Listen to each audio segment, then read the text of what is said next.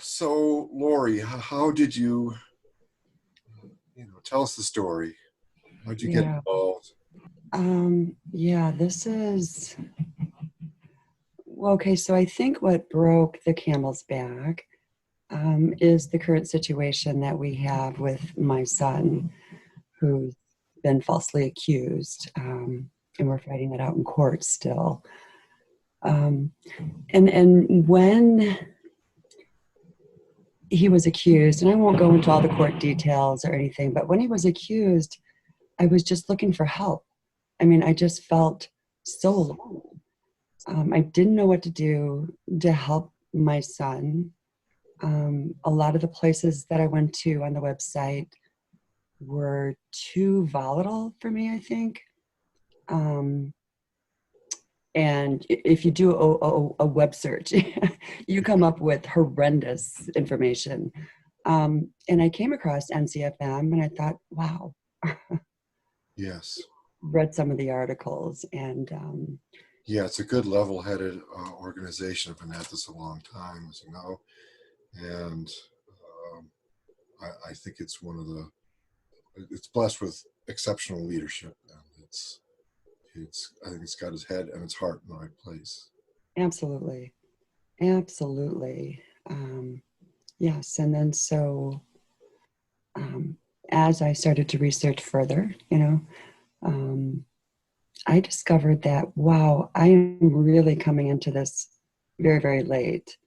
Reading about men's issues, um, realizing, oh my gosh, 30 years ago, Yeah, I've had, my brother and the parental alienation, um, yeah. suicide, and so on.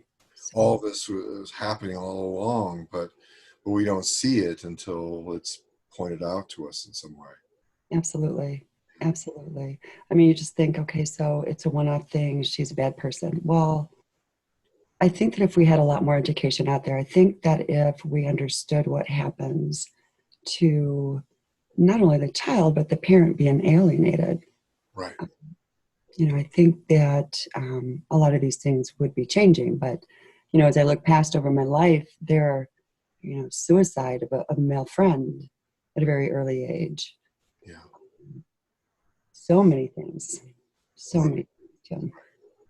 It's what I call the other half of gender reality. Absolutely. Yeah. Yeah. I think even before this all blew up with my son, there was one point where they were talking about Violence Against Women's Act, right?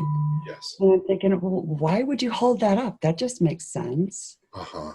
But the more I research it, the more I'm like, wow, this is totally, totally anti-male bias, right? And hold our men out as, um, Well, that's right. I mean, it is. That's so true. I call VAWA the No Violence Against Women While Violence Against Men Keeps Right on Going Act. exactly. Yeah. Exactly. Exactly.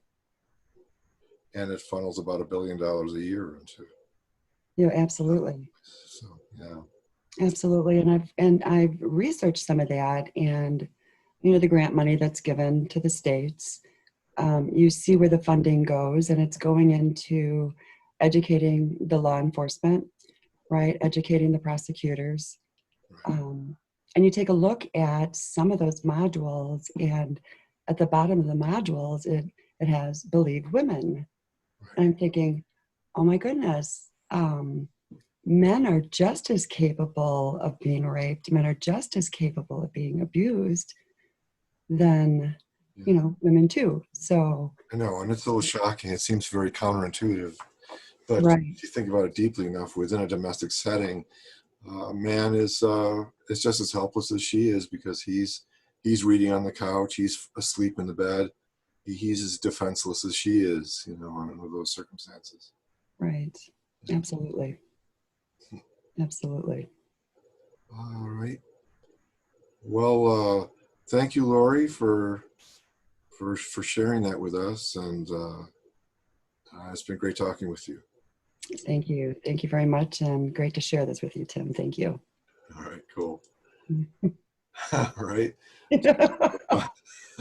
Okay, I think I was climbing That's up very there. Hollywood.